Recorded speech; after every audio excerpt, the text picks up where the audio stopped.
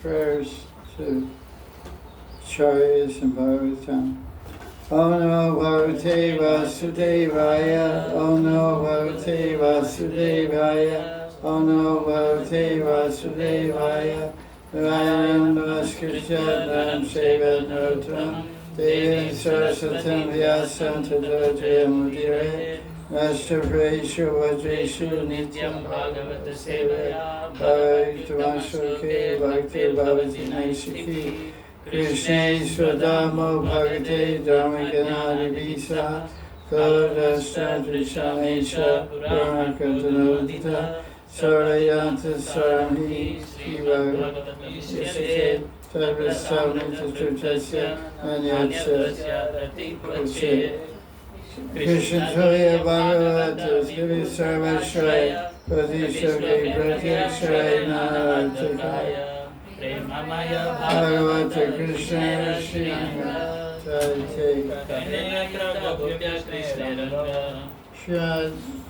Srimad Bhagavatam Ki Jai. So this is Bhagavatam Saturday class, May 2nd, 2026.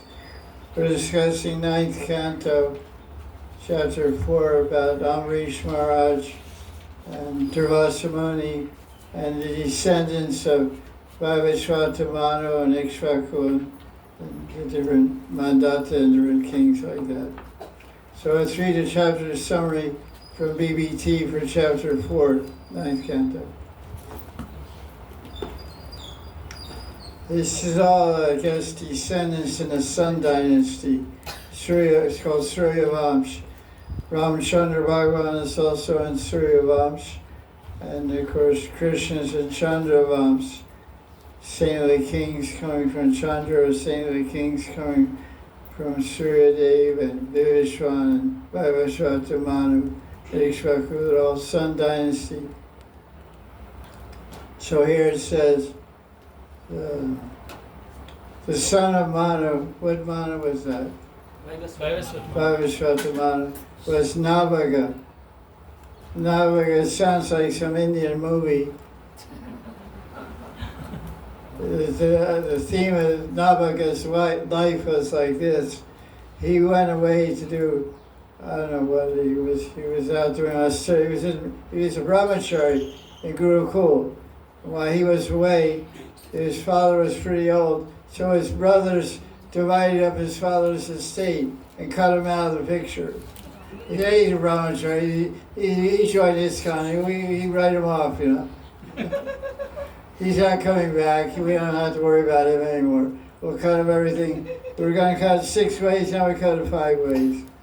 So his son came back and he said, look, I'm here, I want my share of the kingdom and my father's inheritance. It's a pure Hindi movie all the way.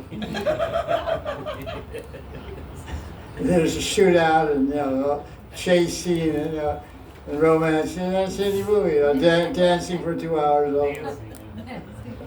You have to have 2 hours of dancing also. Otherwise, it's not a Hindi movie.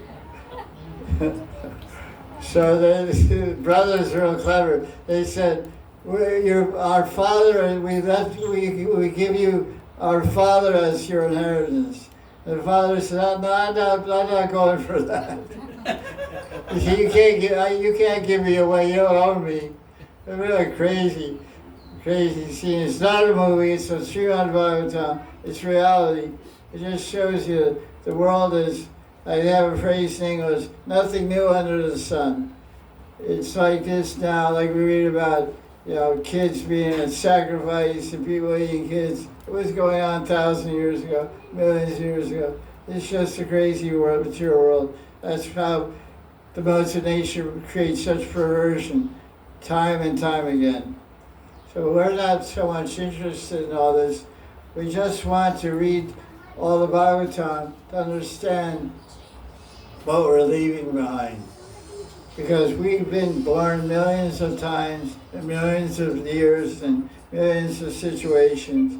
We've seen all these things before, we've seen it again, and we'll see it in the future. And we get horrified, we get amazed, we get astonished. How can that be? They're sacrificing human beings. Well, that's the way it is, man. This is crazy world. This is what Tamagun can do. This is what Rajagun can do. Make people, make husbands kill wives, wives kill husbands, children kill. It's all crazy. It goes on now. We read it here. We go, what? This is Vedic civilization. There's prostitutes greeting Krishna when he comes back to Dwarka. Yeah. What? I thought that was only in New York City. No, it's eternal. They're Krishna Lila. I mean, it's really crazy. So anyway, let's go on to the summary. In other words, there's so many shocking things. Jeffrey Epstein sacrificing children and people sitting around the table eating babies. That's what it's in the files of this crazy guy from a couple of years ago. And then people took part in that are presidents and prime ministers and what? So it's okay. That's what the modes of nature can do. So we don't identify with it. We don't relate with it. We say, how is it possible? It shows you how crazy human beings can be. Animals are civilized. They act according to their nature. But human beings are more uncivilized than animals. So the whole idea is, the 10th canto is about Krishna Lila. It's a place of love and divine appreciation and mutual cooperation. Everything connected to the center, nothing out of sync. Everything synchronized with love. Everything synchronized with harmony. Everything synchronized with sweetness, charm, beauty, and music. And every word is a song, and every step is a dance. This is the reality, eternal reality. This whole material world is amazing, phantasmagoria, blockbuster, technicolor, crazy movie of Krishna. Let's go on. Don't try to find why. Don't try to answer why, how, why. It is. They're selling. One guy, I don't know if it's in these chapters 4 through 6. One guy, somebody, Harish Chandra has to do a sacrifice. So they say you should sacrifice your son. So his son runs away. He said, no way, Jack. You're not going to sacrifice me. I'm out of here, man. Oh, God. So he runs away. And he goes to the market and buys some other guy's son. Brings him back and says, Dad, here's a guy. You're going to sacrifice him. Okay, thanks. And they said, what? Somebody asked me, what is it? This is Vedic civilization. Well, yeah, I guess so. You guys are preaching Vedic civilization? No, not exactly. We're preaching Prem Dharma, Rag Bhakti, Gopi Baba. We're preaching Braj Vila. That's what we're preaching. That's what we're reaching. That's what we're teaching. That's pretty good. That's what we're teaching. That's what we're preaching. That's what we're reaching. We're hopeful to reach that. And all this, we're leaving all this stuff behind. That's why 9 cantos are what we're leaving behind. Yeah. 10th canto is just where we're going. 11th canto is in case we get bewildered on the way, we get philosophical, what do you call it, reminder. Because 11th canto is all about philosophy. There's all these crazy stories. Crazy stories are the 9 cantos. Judge Maharaj getting sacrificed to Kali. I mean, come on. Kali busts out and kills her. But you're in sacrifice. Yeah. We're in Africa? No. It's big civilization. Cannibals. Yeah, we got them. Flying eagles as big as planet. We got them. Okay, let's go on. So from Nabhaga, Ambarish was born. So Ambarish comes in the dynasty of Nabhaga. And he was emperor of the entire world. He was a great Vishnu Bhakta. He lived by the principle Yukta Vairagya, engaged everything in the service of Bhagavan. Everything he had in his control. He offered his wife, his children, the kingdom, everything for the service of Vishnu. He was a king. He lived in Madhya Pradesh, by the way. And he would come every Ekadasi and Dwadasi, he would come to Braj Mandal and live in Mathura. There's a small hillock in Mathura called Ambrish Til. You can even visit today and see some old remnants of his house, they say, palace. He would observe Ekadasi Vrata and Dwadasi Vrata. Ekadasi Vrata he would do Nirzala Ekadasi, and then Dwadasi you do milk, you take milk. He'd stay up all night on Ekadasi with his queen. And Mathura, not eat or drink any water. And then he'd do Payavrata on Dwadasi. He did this for every time, and also 1 year he did it during Kartik. Kartik is an amazing month. Dhruva Maharaj got darshan during Kartik. Krishna's, Diwali is during Kartik. And Krishna took out the cows during Kartika blessing. Kartik is an amazing month of devotee leelas and Krishna leelas.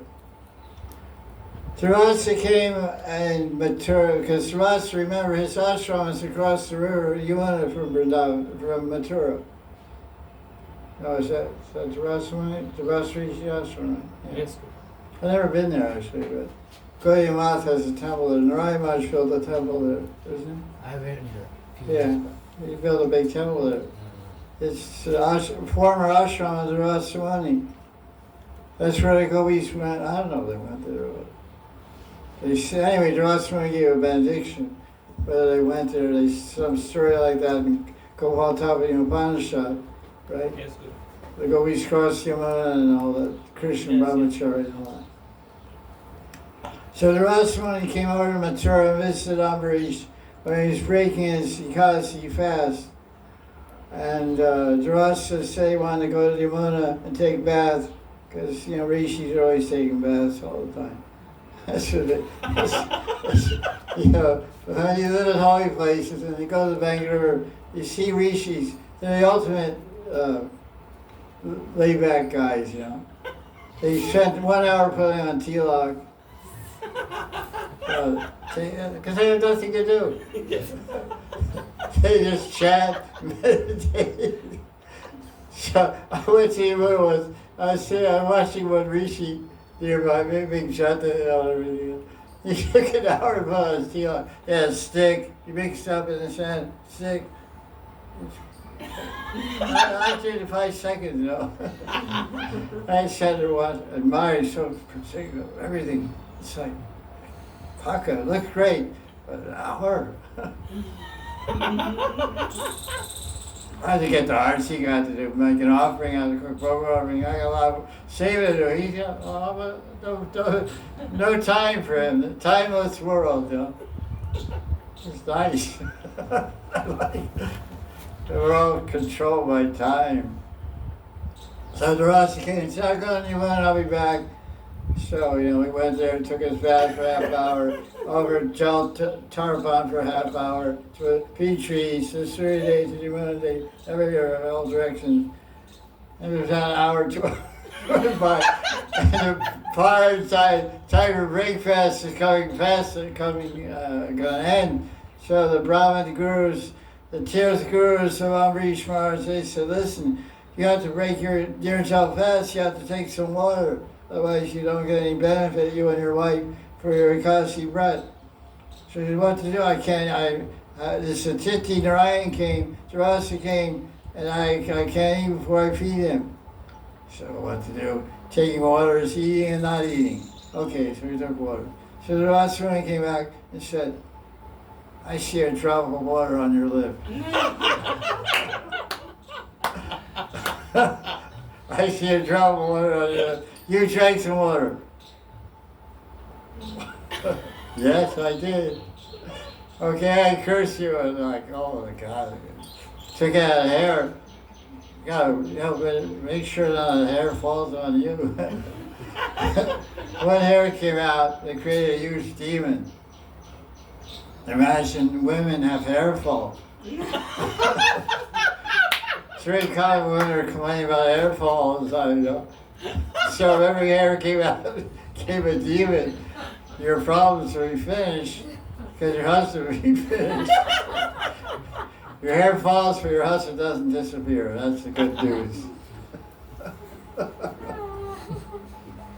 Your hair's all over the bathroom. Maharaj used to complain to me because we had Ekasi bread sometimes to Nirjal, and we have brahmacharis downstairs, and we had grihasthas staying overnight, and he'd have to clean up after them after a weekend. He said, "These women have so much hair in the bathroom." He didn't like it. I said, "Oh, that's the way it goes. They got a lot of hair." Anyway, so Dharasmani created this demon, fiery demon, and immediately Vishnu's chakra came there to destroy that demon and protect the devotee Ambarish. He wasn't a mystic yogi, he was a Raja, he was a king, he had many queens and a huge kingdom, he was like emperor of the world, but he was a great pure devotee of the Lord. So then, Dharasmani was chased by Vishnu's chakra. He went to Brahmaloka, he asked Brahma, I went to Shivaloka, he asked for some protection. He said, Sudarshan chakra is bigger than both of us. We can't do anything for you. Because Sudarshan has 360 spokes. That represents time. Sudarshan is called Kala chakra. Sudarshan chakra is the Kala chakra. So everyone is destroyed by a Kala chakra or a Sudarshan chakra. So the time was running out for Dharasmani very quickly. So he went to Vishnaloka. And Sudarshan followed him home, so to speak. Because that's the home of Sudarshan. And Vishnu said, I can't do anything. My Sudarshan follows my devotees. So the devotees are always followed by Vishnu and the Sudarshan chakra. Always. Sudarshan chakra is right behind every devotee. It's interesting because they paint pictures of Jesus with some jyoti behind his head. They paint saints and sages with some circle of yellow light behind the painting. Of some guru or especially Jesus, because that's a fact. Because the Vaishnavas, the devotees of Bhagavan, they're followed by the Sudarshan chakra. Sudarshan chakra is like white light, aura. It's called aura, A-U-R-A. So there's interesting verses in this chapter, I think, or the next chapter, where Vishnu tells Rasa, I am always in the heart of my devotee. My devotees are always in my heart. I have no control. I can't control my Sudarshan chakra because my Sudarshan chakra I'm controlled by my devotees. Ham Bhakta Pradina. Ham Bhakta Pradina. Pradi means control. I'm controlled by my bhaktas. So my bhakta is being harassed by you, Dharasmani, until you stop harassing and get forgiven by my devotee Ambarish, my chakra is going to follow you and eventually destroy you. So you better go down to Mathura and beg forgiveness. So that's the summary of this chapter. Let's look at the key points, key verses. Chapter 4, 9th canto.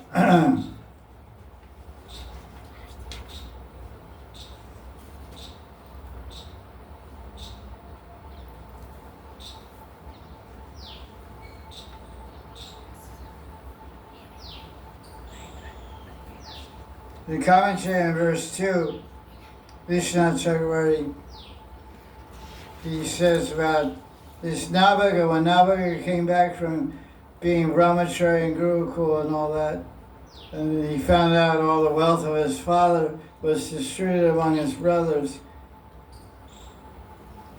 he said, "Oh father, my brothers have given you as my inheritance. Why do they say they own you? why did my brothers give you to me? The father said, "Oh son, I love you. Don't believe their words. I'm not their property that can be enjoyed." So then his father told him to go see Angira Muni, who was doing a yajna, or rather sages in Angira's dynasty.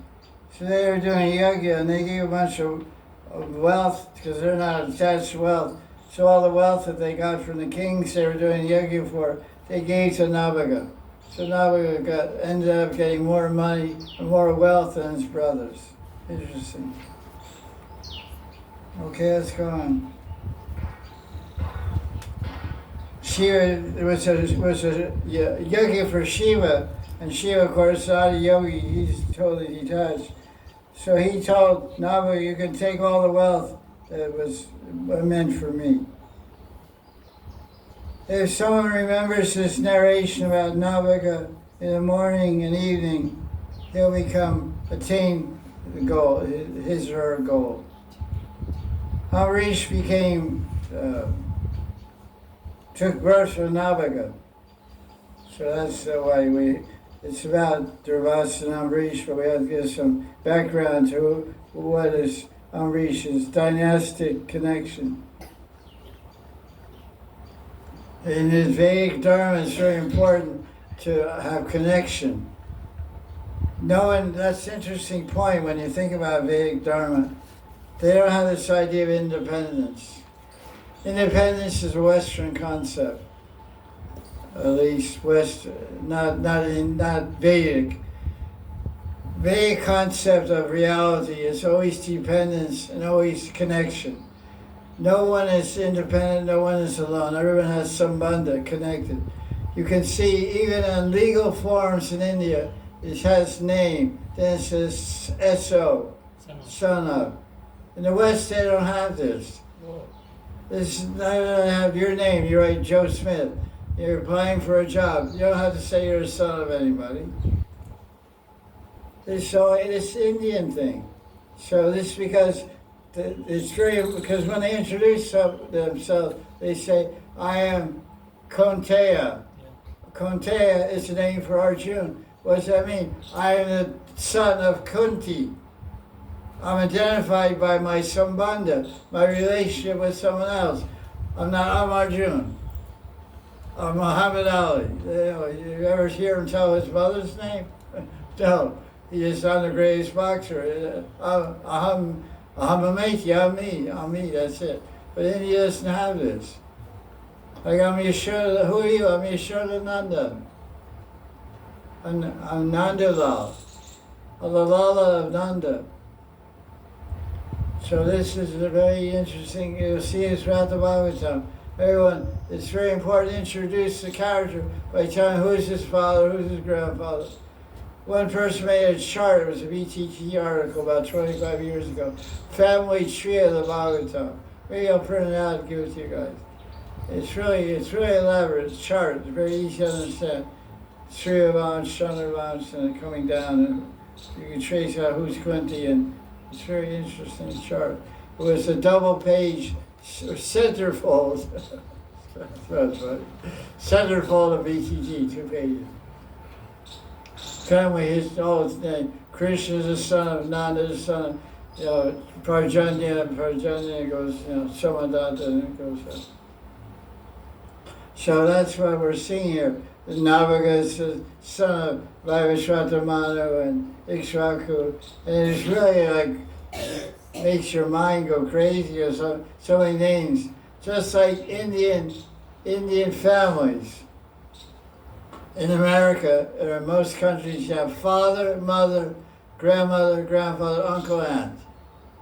But in India, there's 50,000 other designations. Fifu, fufu, chacha, mom, mothers, uncles, brothers, sisters, cousins. There's a title for that. Your father's brother's son's daughter. There's a title for that. Oh, once I asked, I said, "What's a fufu?" I laughed at somebody, a fufu. So like some puppy dog or something. French poodle or something. Poo-poo is a French poodle. Poo-poo is what? Boa's husband. Boa's husband. What's Boa? Father's sister. Father's sister. Father's sister. Father's sister. Auntie. Husband. Father's sister. Father's sister's husband is Fufu. Fufaji. These guys are all Vedic guys, Indian guys. They know all this stuff backwards and forwards. I roll the ground here and stuff. But there's a meaning to it. There's a tattva to it. There's philosophy to it. There's psychology to it. It's very deep. It's all interconnected.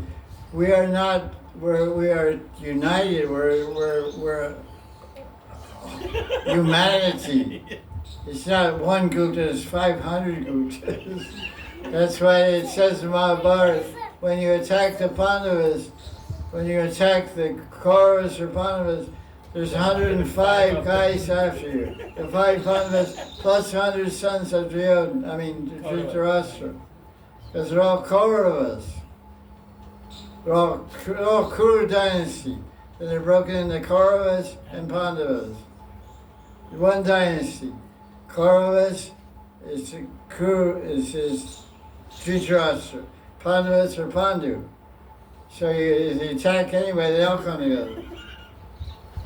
So, strength in numbers. So it's a real education when you read the Bhagavatam. Yeah, why do you have to know the guy's father and grandfather and this and that? This is reality. That's like, when you read Radha Krishna Ganadesh Deepika, and there's all these details about Krishna's family. It's a 200-page book just describing Krishna's family. The uncles, grandmothers, cousins, fathers, grandparents. This is the reality. It's no one is alone. Everyone is together. So what happens in this kind of family-oriented situation is responsibility. No one is independent. No one is alone. Everyone's dependent on each other. Everyone's connected to each other. Everyone has a responsibility to each other, to cooperate, to love, to serve, to help. This is humanity. When that center is broken, then you have animal life. Dog eat dog. They have a phrase like it, dog eat dog society. Every man for himself, every woman for herself. There's a big phenomenon now. Women aren't getting married. They say, we don't need men, they're bums. That's true, I don't disagree. But they don't want to get married. I'll forget it. If I want to have a kid, I'll go to get some sperm bank and have my own kid, test tube kid. Because you're useless. You just get, heart disease by getting married. You get cancer by getting married. All kinds of grief and psychological problems and cortisol disturbances and that's crazy. So the world is so far from reality. Reality is this ancient culture. It has a lot of anomalies and a lot of strange things that are hard to understand. Even after 52 years of being involved with this whole Vedic Dharma and I don't know how many lifetimes before that, a lot of things I can't understand are beyond my conception. Human sacrifice, and, all this stuff. It's like a lot of the position of women in Vedic society, a lot of this stuff I can't relate to.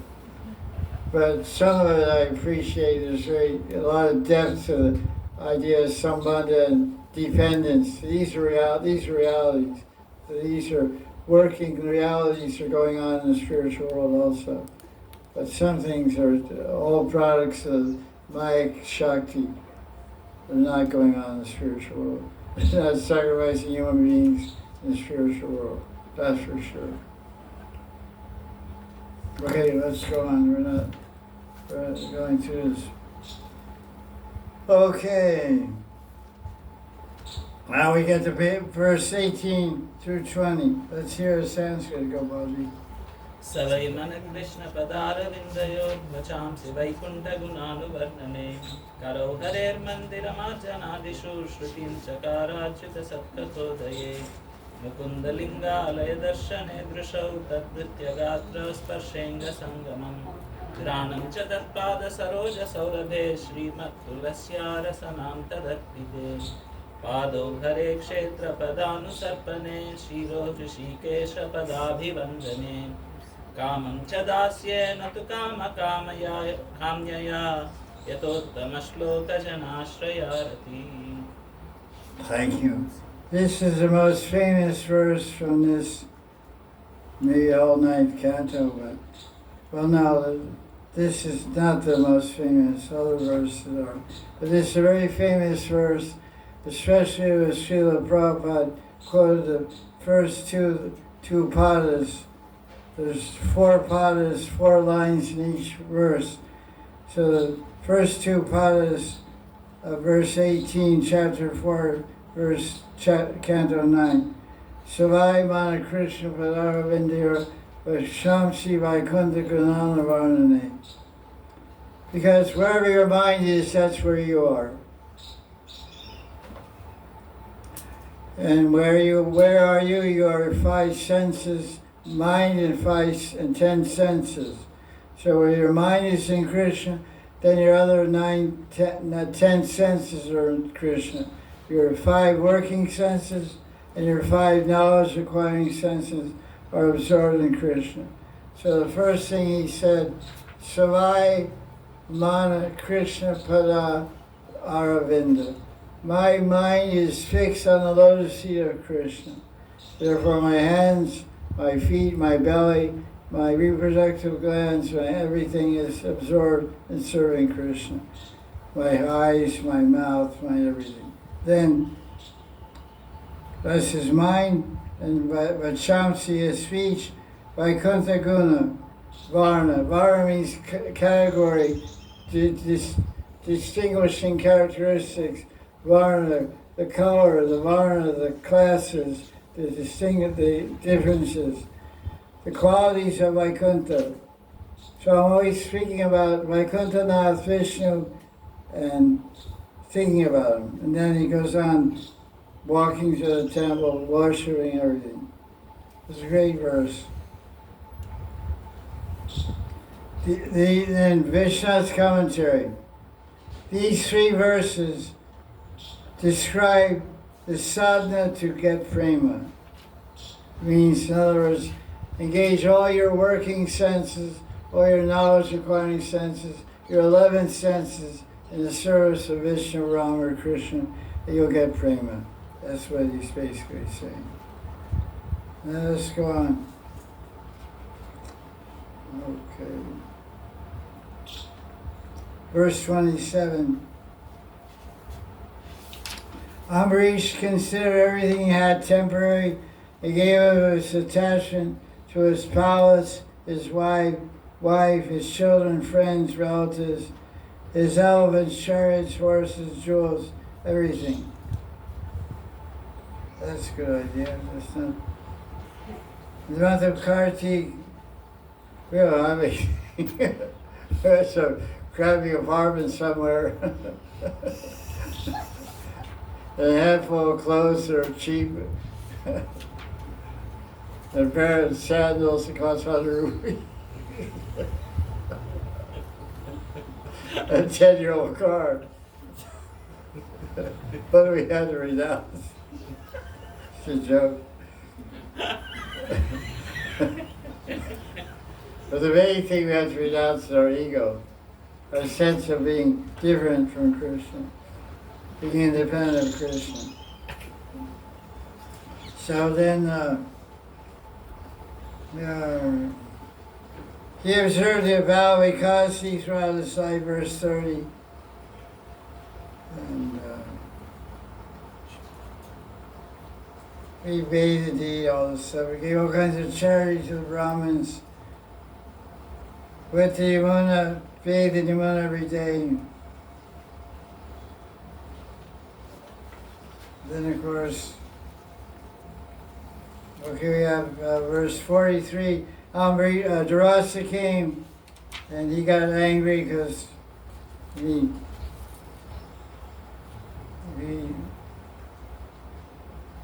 spoke. These rishis get a little hot-headed, that's the problem. They got so much hair on top of their head, and such long beards, they got a lot of Shakti. Shakti, tapa, they do tapa all the time. They do tapa means austerity.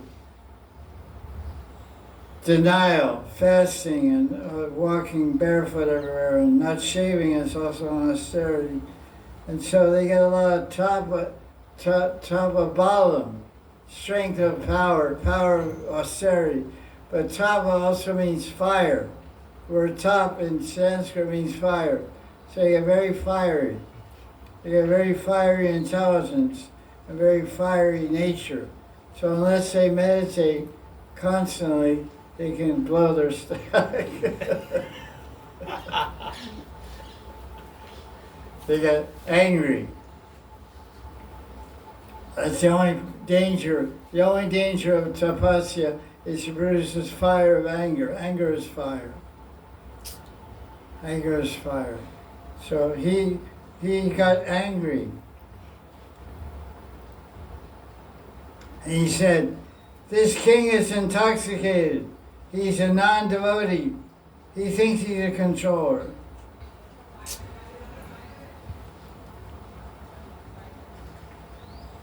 And then he pulled a bunch of hair from his head. And what came out? A fiery demon. His fire of anger, his fire of tapasya, blazing fire of devastation. That's pretty fired up.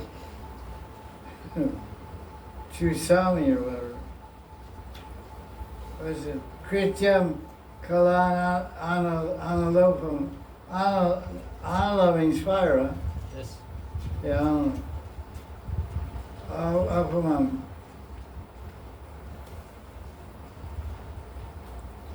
King didn't move. King Ambrish didn't move an inch. Oh God, that guy's fired up. This demon was blazing like fire, had a trident in his hand. Most of the demons have red hair and red eyes.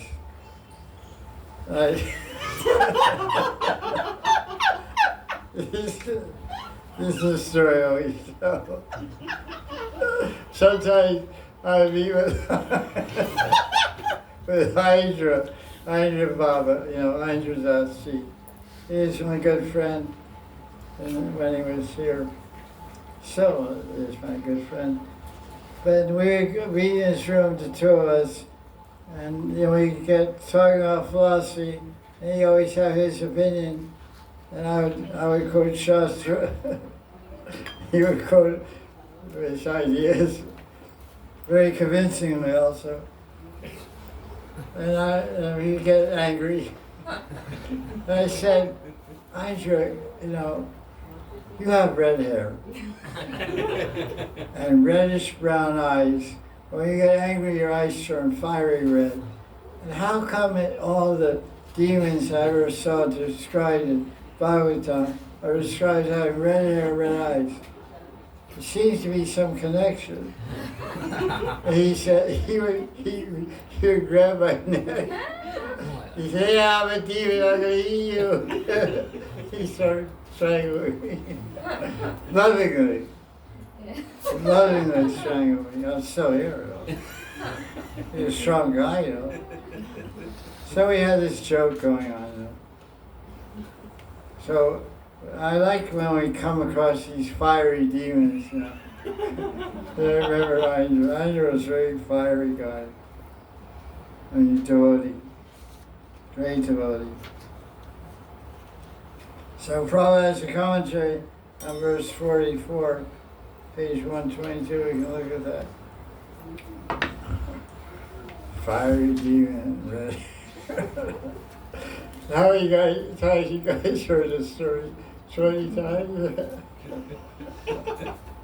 It's good every time, huh? I should have filmed it, you know. I think I had a phone now. Prabhupada quotes Vishnu's commentary. The Rasamuni is saying one thing, Vishnu is saying that actually, if you take the Sanskrit in a different way, it can mean that that Dhruva is actually glorifying, praising King Ambarish. He said the word Nri, which means all local people, and Shamshasya means that Ambarish is glorious. Since one who is very rich becomes mad because of his wealth, he is therefore called Shriya Unmatasya, because Unmata means mad, and Shriya means wealth. But Vishwanath Chakravarti says these words have a different meaning, that he's such an opulent king that he wasn't crazy about money. He already crossed beyond being any madness or material opulence. He wasn't mad, he was totally detached from all his billions of dollars. The Sanskrit Isha Manina means he's respectful, because man, like we say, Radharani goes in the man when she's not respected, when Krishna cheats on her. Radharani's prestige has been reduced because Krishna went with Chandravali. So she gets into man. Man means respect. Like we say, Srinadapi Srinichena Choraiva Shishna Amanina Manidena. So Manidena means to give respect to others. So Ishaman means he showed respect to Ish. Ish means Jagadish Sri Krishna. Means that he respects God. Doesn't mean he did not transgress the laws because he pardoned. This way, Vishnu supports Ambarish Maharaj in all his activities. Oh, that's nice. Let's see what else we have.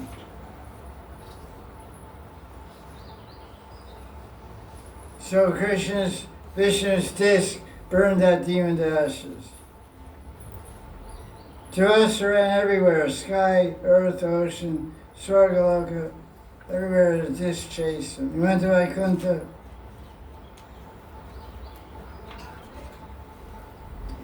He went to Shiva. And he said, verse 60, Vishnu's commentary, who is Dhruva? What's the relationship between Dhruva and Shiva? It's Amsha of Shiva, son. Yeah, he's Shiva. He's actually Shiva. He's an Amsha of Shiva. That's why he's so fearful, so ferocious, so powerful. So he was disappointed. He said, "O Shiva, my pride and my powers has gone to hell. Even Brahma can't save me. I hope that you, my worshipful Ishta, would protect me. But even that has failed me. Now I have to go to Vishnu to save my life." He's in bad shape. Even Ishtadev couldn't save him. Shiva just kept quiet. Now these are famous verses of this chapter. This is the most famous one. 9th Canto, chapter 4, verse 63. Let's hear it. Aham bhakta paradino yasmattantra iva dvija sadhu birgrasta hridayo bhaktair bhakta jana priya. Aham bhakta paradino. Vishnu said to the Brahman Durvasa Muni, I am completely controlled by my devotees. Asvatantra. Svatantra means independent. He said, I'm not independent. I'm under the control of my devotees. Then he says, Sarabhir Grasta Hridaya. My heart is controlled by the pure devotees. It doesn't say pure, it says, Sadhu. my heart is controlled by saintly people. Because sometimes people, when they read books like this, the translation is a little misleading. It says pure devotee, but the word says bhakta, or it says sadhu. So if someone says, oh, I'm not a pure devotee, that doesn't apply to me. Pure devotee means niskinchan sadhu, premi bhakta, bhava bhakta. It's not the way to start what the verse is saying. It says saintly person. Saintly person means one who worships Bhagavan. No, it's not, maybe pure, maybe not be pure. He's still a sadhu or she's a sattvi. My heart is controlled by sadhus, saints. But to speak of my devotees, even those who are not my devotees, but are devotees of my devotee are very dear to me. Bhakta, bhakta, bhakta jana, priya. Those who are devoted to my bhaktas are dear to me. Okay, guys, be devoted to me. It's good for you. Krishna will like you. I hope so.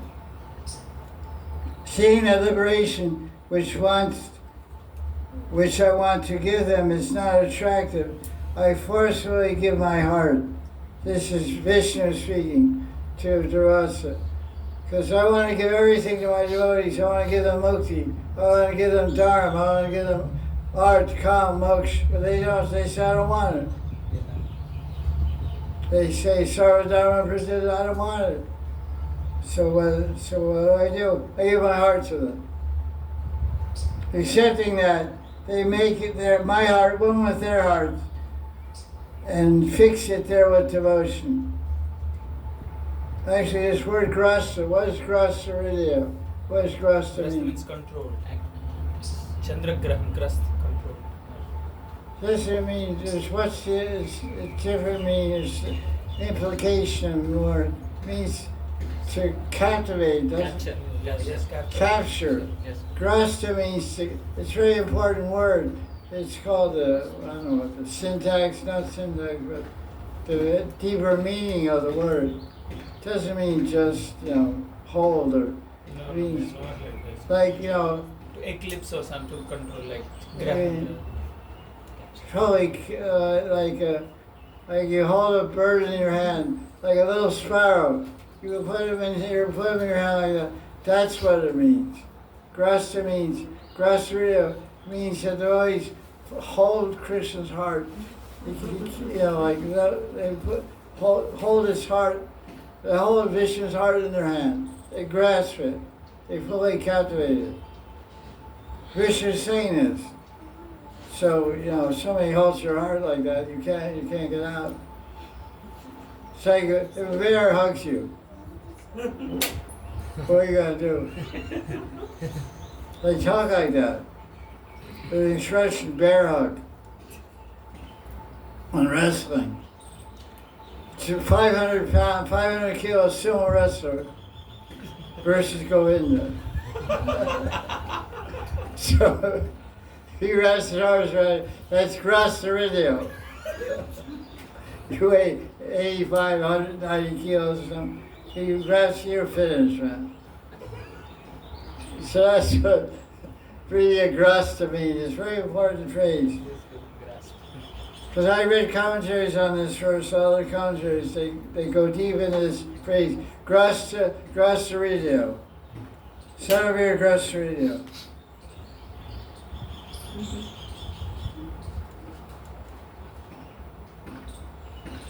Therefore, my mercy exists Their mercy. in their mercy. Krishna's mercy follows the mercy of devotees. This is well known. Devotees are protected are very dear to me, but to speak of devotees themselves. Okay, that's next verse is also important. That's not so, that's okay, but that's the main one, that's the main verse. 9th Canto, chapter 463. That should be memorized. Ganasham. You're a Brahmin, Jack, get with it. Keep Jago. 108 verses, I'll give you a list of 108 verses from Bhagavatam. That's one of them. Here's the next one. Verse 68. Sadhava hridayam mahyam sadhunam hridayam tvaham madanyate na jananti naham tebhyo managapi. This is the same basic meaning, but a little less intense. The 63 one was very intense. Rastaridya. He says, again, it's pure life. It's not fair. Yeah. It's misleading. Sadhus are my heart. Yeah.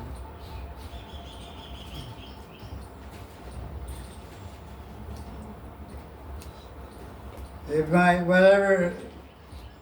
heart is sadhu, and the sadhu's heart is me. I don't know anything else but them. They don't know anything else but me. That's pretty great, huh? We should be sadhu. What's female sadhu? Sadhvi. Sadvi.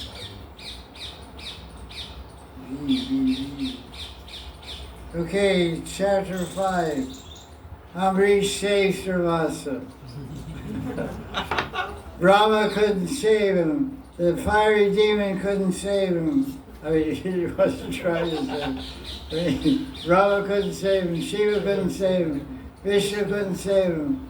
Sudarshan, Durvasa couldn't be saved by Brahma, Shiva, or Vishnu. What could save him? Ambarish Maharaj. Ambarish Maharaj. Okay, let's read the summary of this. 149. So, only devotee can save you.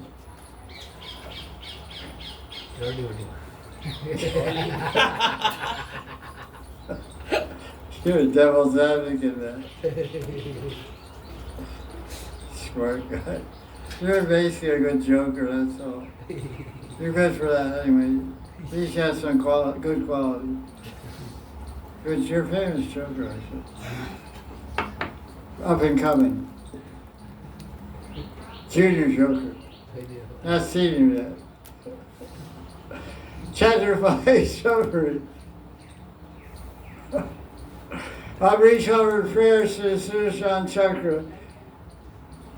And we find out how Sudarshan Chakra gave mercy to Durvasa. By the order of Vishnu, Durvasa went to Amrish and fell at his feet.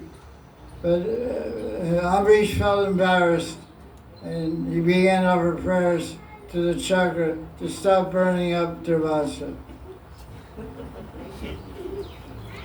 When Amrish prayed, the Sudarshan be merciful, Sudarshan cooled down and stopped killing Durvasa. Thus, he became merciful. Amrish gave Durvasa a big feast. He must have been pretty tired, I guess. He ran all over the universe.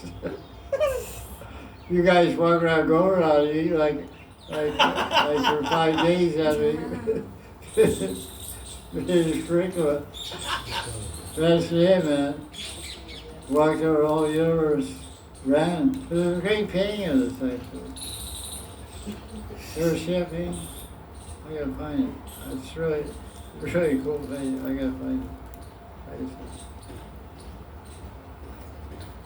Where are the paintings at? Here in front. Suraj on the move. There's Shridev. Kunti. When the Rashomani gave Kunti the power that all these Devatas came to. You know that? What's in this Yeah. Yeah. Durvasa Muni gave Queen Kunti a benediction. She could call any Devata.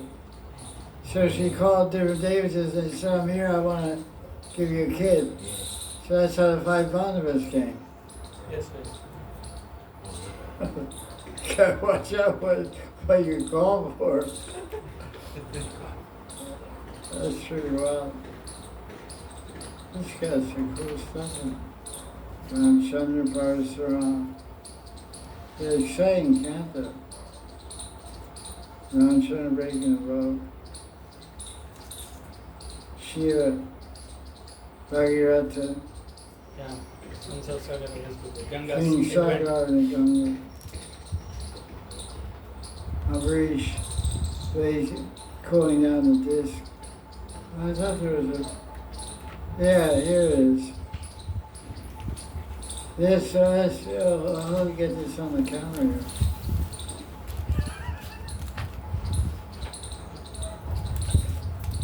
This red-headed demon. The guy I put up there. But these are pictures from BBT that show the fiery demon created by Durvasa to kill Amrish. And then it backfired and shows the Sudarshan Chakra chasing Amrish through the universe. This is what we call Amrish, running. Trek. He's booking fast. He's really, I really like that.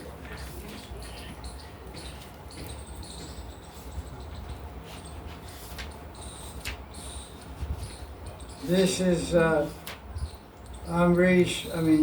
Durvasa falling at the feet of Amrish. Amrish offering prayers to the Sudarshan Chakra. And then the Gopi's next, so it's pretty cool.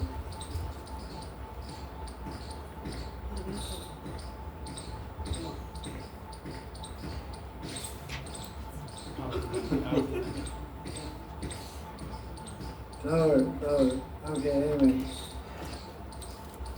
That's cool. Prabhupada said paintings are like windows to the higher reality. Okay, chapter 5? Where are we? Okay. So, Amrish gave a big feast to Durvasa Muni, and Amrish waited 1 year for Durvasa to come back. So Durvasa was running for 1 year. So how hungry you can be.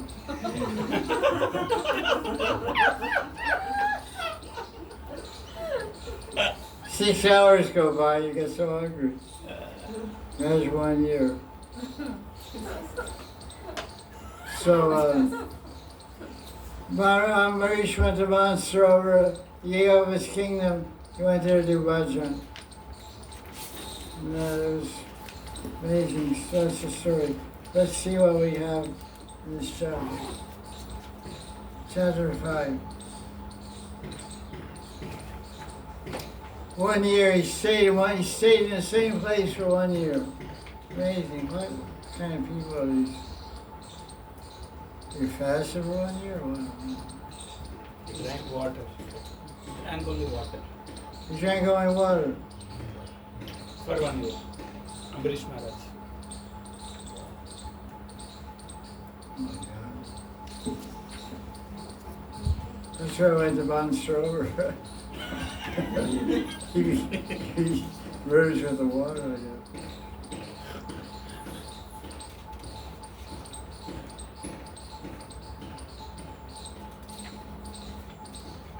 He offered nice prayers.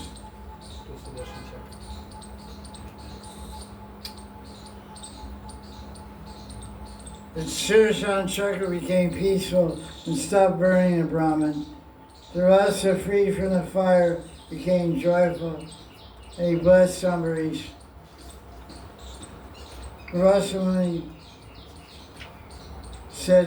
asked Amrish to eat. After he ate, he asked him to sit down and eat.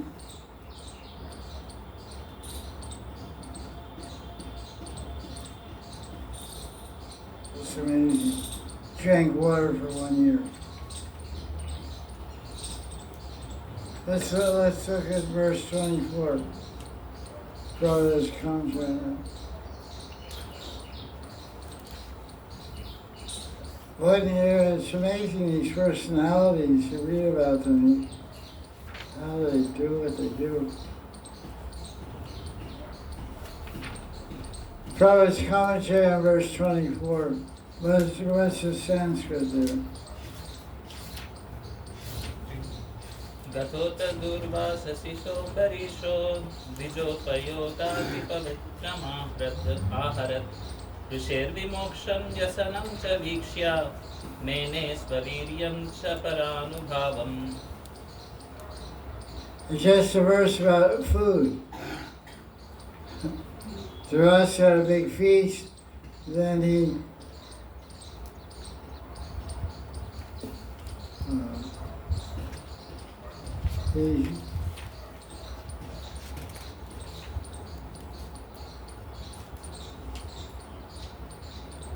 Ambarish didn't take any credit for everything that happened. He just gave all credit to Vishnu. So now Prabhupada's commentary. A devotee like Ambarish is always busy in many activities. This world is full of dangers, but devotee has full dependence on Krishna, is never disturbed. The example is Ambarish Maharaj. An interesting way I really like Prabhupada's conclusion, because Vishnu doesn't bring out this conclusion. A very interesting angle, because Prabhupada was he was dealing with so many devotees that were facing so much opposition to, because people didn't like Hare Krishna in the West very much. They beat them up, they got locked in prison, they got harassed, people thought they were strange. And so Prabhupada was always hearing reports about the dangers that the devotees were facing. A bunch of guys, Gundas, came to New Vrindavan with shotguns in 1970 and shot the devotees and broke the deities. Very crazy stuff goes on. But ultimately no one was killed. The deities were broken. They were put back together again and worshipped. But no one was killed. But so Prabhupada always heard about the danger. So when he commented, he saw in the experience of Ambarish, he saw a connection between everyday devotees in the modern world. And he drew out a parallel and tried to make a point for all of us to imbibe. So I thought this the most significant purport in all the chapters. So many dangers, but devotee is always dependent on Krishna, is never disturbed. The example is Ambarish. He is the emperor of the whole world. He had many duties to perform. There are many disturbances caused by people like Devasumuni, but the king tolerated everything, patiently depending fully on the mercy of Krishna. So this is a very important moral teaching lesson. We face many disturbances, but we should tolerate them, be patient, and depend on Krishna's mercy. That's a maxim, it's a law to live by, a proverb. Tolerate, be patient, depend on Krishna. Krishna, however, is in everyone's heart. Sarvasya Chamrati Sanaristo. He manages things as he desires. Although Ambarish faced many difficult disturbances, Vishnu, being merciful, managed things so nicely that in the end, Devasumuni and Ambarish became great friends. Really? I guess. That's what it said. They parted on friendly terms. After all, Durvasa was convinced of the power of Bhakti Yoga. although he was a mystic yogi. He was convinced, but he didn't become a devotee. He said, "These devotees are pretty powerful, but I'm not going to become one." But that wasn't his role. That wasn't. And Prabhupada quotes a famous verse from Gita: "Yogi nama visarvesham madgatane taratvana shadavan bhajate yoma same yuktatamo mata." All the yogis, Bhakti Yogi is the best. So that's proven by this story. Okay, let's go on.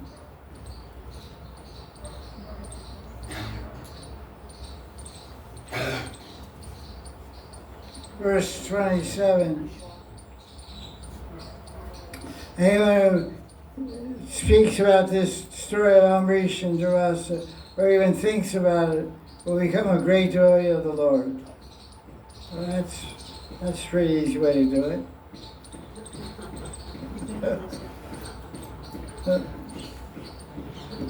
Just speak about this, or just think about it. Amrish and Durvasa. We have to go to Durvasa's place. That's our next yatra. Go to Durvasa Muni Ashram. Here we come. Ambarish still lies also. Yeah, Amrish still is, we'll go there too.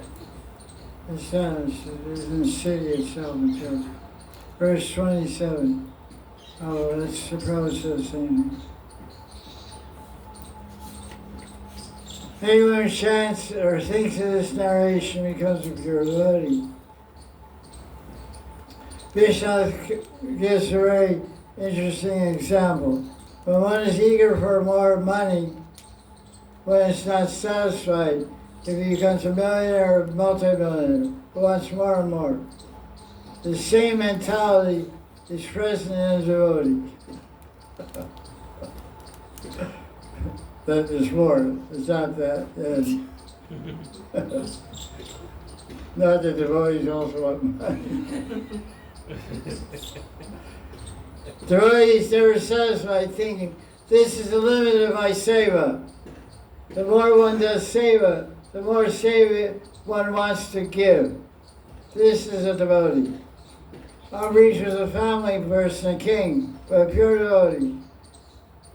All his senses and mind was engaged in seva. He was self-satisfied. Nevertheless, he left home and went to the forest so he could fully concentrate his mind on Krishna. Okay. A materialistic person wants more and more money, and the way he wants more safe. That's fun commentary. I like it. Interesting. Okay, let's look at chapter 6. Downfall of Subhari Muni. Right. That's right. You're powerful Muni. So we heard about a king, a great devotee, and a mystic yogi, city yogi, but he couldn't defeat the bhakta. Now this is a chapter of fallen yogi who got married and then eventually got into doing spiritual activities again. And this again is more a description of the Sun Dynasty, Surya Vamsh. So the son of Bhagavata Manu was Ikshvaku. Is that right? And his son, the sons of Ikshvaku, became kings of different parts of the world. One son, Vikukshi, by the mercy of Rishi Vasishta, Ikshvaku attained mukti, and his son took charge of the kingdom.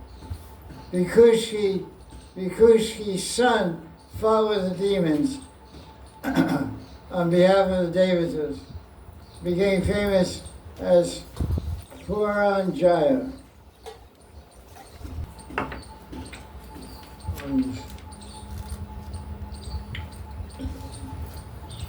And somehow somebody yelled, who's this?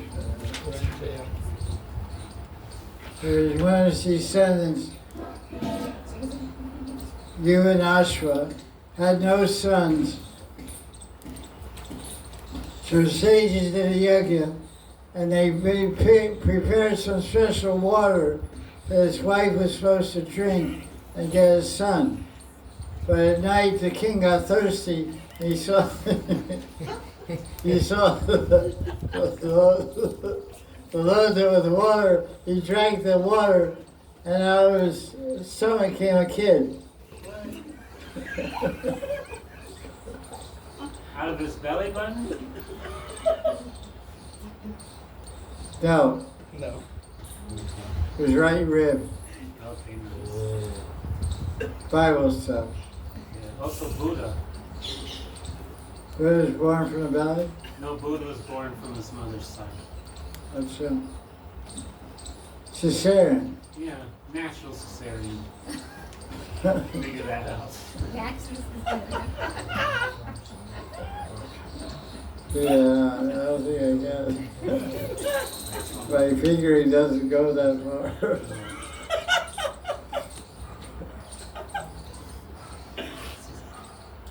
And from the right side of his belly, he popped out a son. He was crying because he wanted some breast milk. That was the problem.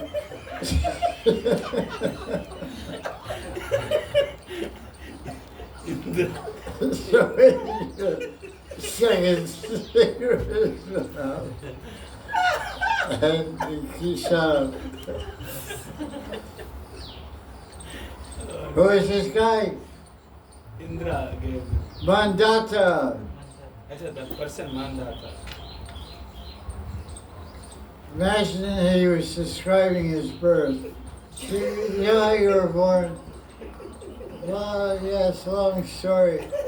My father was a king, and he drank this water, and he gave birth to me. And I'm crying. I cried. Adrian was speaking of my mouth, and I stopped crying. I grew up and became a king. Actually, he was a king of a village called Matgan. It says in this, Yes, Guru. it says Mathura, but it's Mathura Mandal. Actually, he was the king of Matgan, which is near Devavara Rishi's ashram. Across from Keshi Ghat, from the pontoon bridge in Yamuna, there's a village called Matgan, M-A-T, Gaon. And Mandata was the king there. And in the Yamuna near Matgan, not in Mathura, Shobhari Rishi was doing tapasya, living underwater. And he became all covered with barnacles and seaweed. He looked like some, you know, see, this is like I don't know. What's that stuff you like? Green stuff. Algae. No, Algae? no, it's health food. Helpful mushroom. No, green stuff. Broccoli. No, it's spirulina. You look, you look like a body was covered with spirulina. Boston. And he saw some fish were copulating, so he got somehow disturbed in that department. He came out of the water, and he went and saw this big palace of Mandata, and he went there, and Mandata had 50 daughters. You know, different queens, yeah, different daughters. That son's also. So he asked the king, he said, I want to get married. He said, you're a big rishi, if my girls want to marry you, okay. But they said, no thanks. They were very swirly.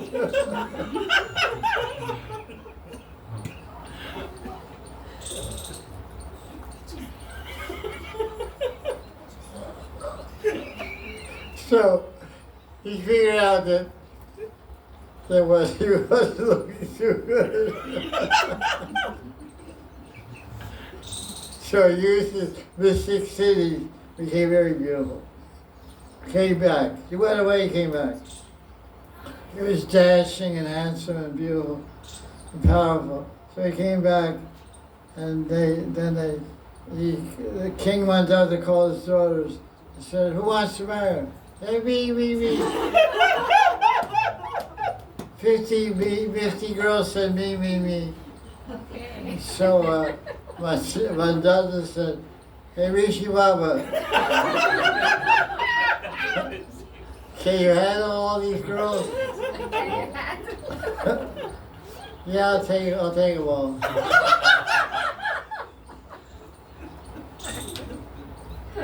So he walked off with 50 wives, one shot. And that went on for some time. Then he went to the forest. He did austerities and got perfection. So that's a very interesting story of Rishi Sobari, right from Vrindavan. All these whole 9 cantos, all Vrindavan, Amrish and all this.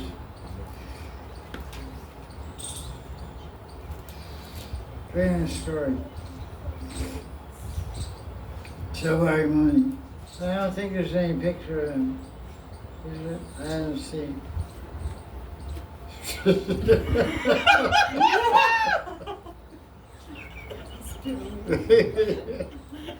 The brothers give nicknames to everybody. Like I was living around down in our Mandir, 1989 to 1992, 3 years. I lived in the kitchen.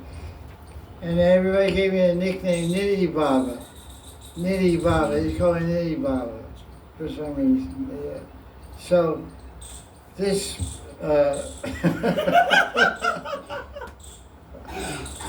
Sobarishi was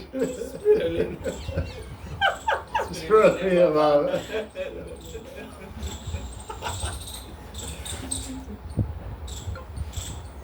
Okay. So,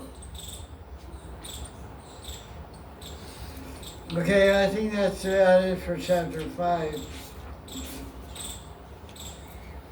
Chapter 6, Guru. Let's do chapter 6 also. This is chapter 6. We did chapter 6. Oh. This is summary. Oh, wait. Yeah, okay. Okay, let's read chapter 6.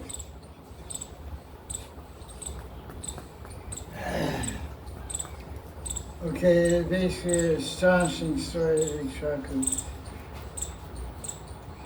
The Bhagavatam, it's basically, the way I see the Bhagavatam, it stretches our mind. It stretches our conception. Because basically on top of our head, inside our head is a box. It's called linear thinking. We think in terms of cause and effect. This equals that, day and night, opposites. So when you come across the Bhagavatam, it's fantastic stories, astonishing people, incredible activities that break your box, take you out of the box. So break the box of the brain. Because we have to transcend all our conditioning, transcend all our attachments. So that all these different kinds of stories, people born from hair, people born from the ribs. Now we're going to see a guy's born from the nose. Yeah. Just like Ra came out of somebody Brahma's nose. Brahma came out of Brahma's nose. Now read about somebody else came out of the nose. And you're like, what is that? This doesn't make sense. It's illogical. That's the whole point. a very nice phrase that Satyanarayana used. The transcendence is, we say it's irrational. Scientists will say all this stuff is irrational. No one's ever born from a nose, from a rib and all this stuff, from a hair, from a pot of water. You drink a cup of water, you get pregnant. How is it possible? They don't have any experience of that. So he coined this word trans-rational. It's rational, but rational on a higher plane, on a higher level, a transcendental level. So the whole idea of these stories is to expand our thinking and open our minds to higher reality.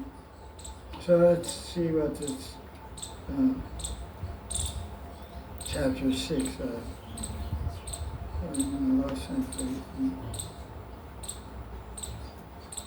that's how it starts off. Vaivashvata Manu sneezed, and Ikshvaku was born from his nose. So don't get a cold.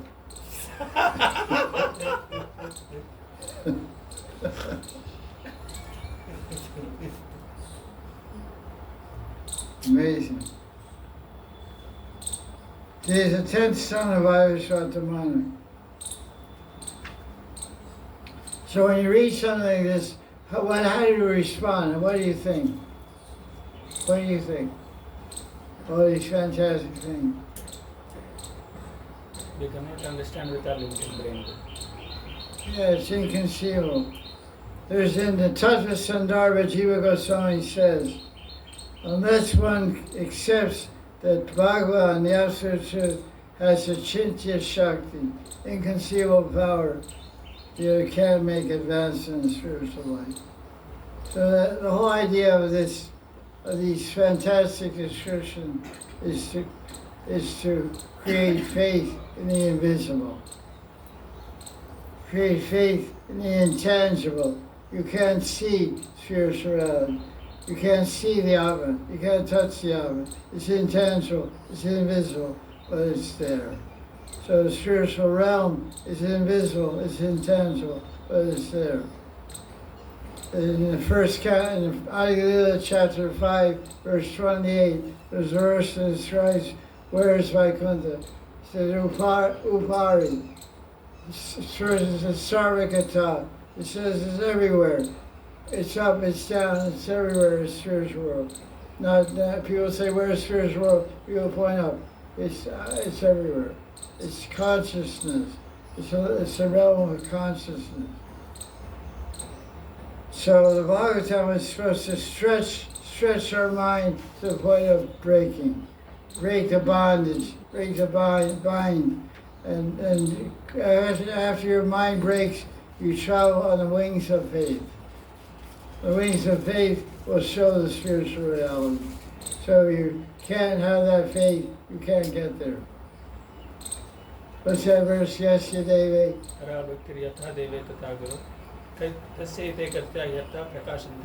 Prakashante, Mahatma. A great soul, Prakash means manifest. The spiritual reality is manifested by faith.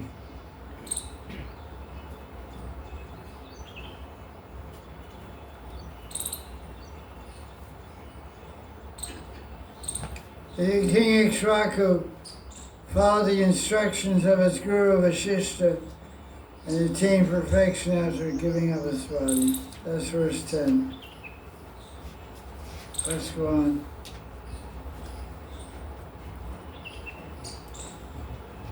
Then verse 25 talks about you and us, you and Ashwa. His 100 wives were unhappy because he didn't have any kids. So he asked the Brahmins, then we heard the summary already. He drank the water and gave us more.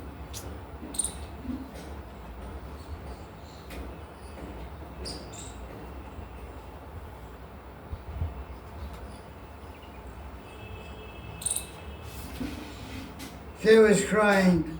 And everybody said, who's going to take care of this baby? Because they didn't have any mother. So Indra put his index finger in the kid's mouth. Yuvanashra was the father of the baby, was blessed by the Brahmins.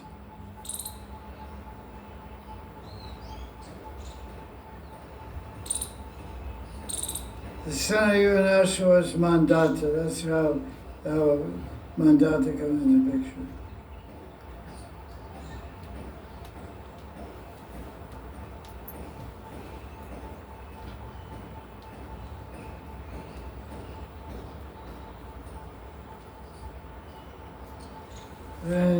We heard a summary basically. There's not many commentaries in this chapter. So Savari had so much power. He had all these wives. He gave him great luxurious homes, gardens and parks and all kinds of cosmetics, dresses, jewelry, everything that goes good. He's always happy. And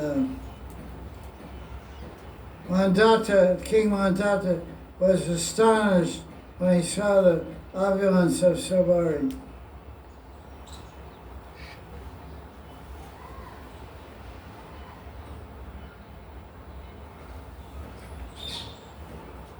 So he went out to do austerities, and that's how the chapter ends.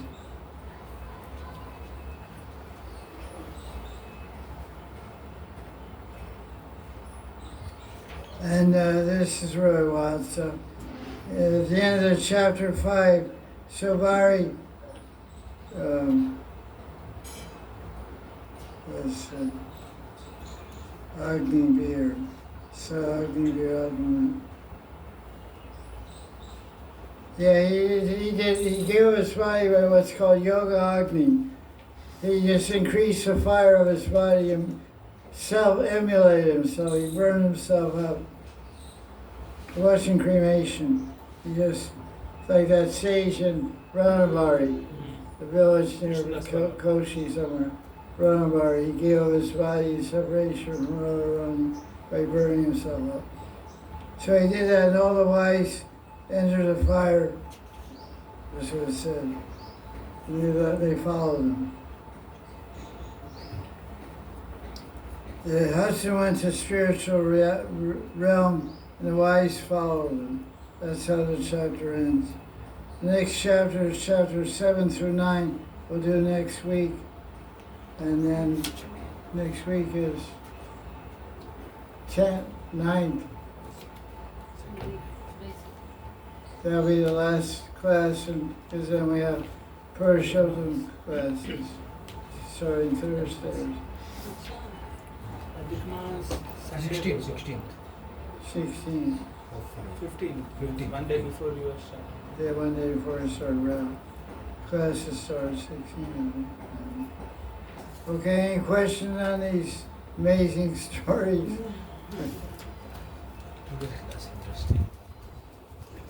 We should, individually,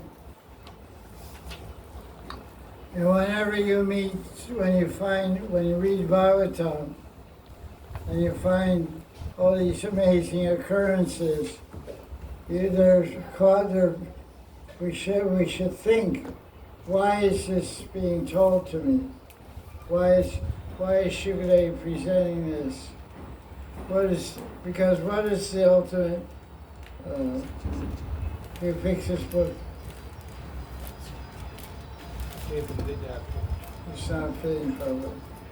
We should, when we read astonishing things in the Bhagavatam, we should think, meditate, why is this story here? What am I to learn from this story? How does this story impact me? Do I accept it? Do I reject it? Do I believe it? Do I disbelieve it? Is it important for me? And how is it important? What is Because what is the intention of the Bhagavatam? To show devotees of Krishna. Krishna Prema. Relationship between devotees and Krishna is described. Love. Indulgence does not Attachment. The Bhagavatam is meant to give prema. The Bhagavatam is prema pradatta shastra. It's a shastra which gives prema. That's why it's called Amala Prana. There's 18 major pranas, there's unlimited Rupa pranas. Only the Bhagavatam is set up and established in such a way to give us Krishna prema. Specifically, Krishna and Vrindavan. 10th canto was that. That's the emphasis on the Bhagavatam. That's why it starts off Vrindavan Leela. So the whole Bhagavatam is pointing us to prema. So to get to prema, we have to go through all these kind of thinking, challenges to our intelligence, challenges to our conditioning, challenges to our way of thinking and understanding reality, challenges to our reality to prepare us to accept the reality of Krishna and Vrindavan and the loving dealings of Krishna and his devotees. We should always keep in mind a goal. That's called the Prayojana Tattva. Prayojana Tattva means the goal. The word Prayojana means goal. It means ultimate necessity. The necessity of every human being is pure love of God, Krishna Prema.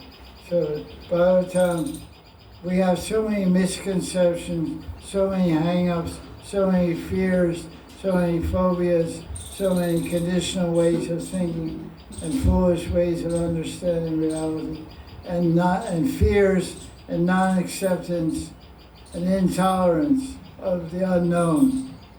Intolerance of the unknown. It's impossible. But impossible is a word In Fool's Dictionary. in Fool's Dictionary.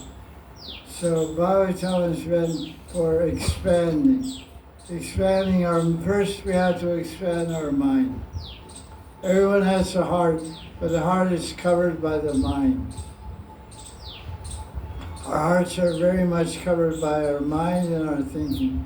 Our heart cannot express itself because it's covered by the mind.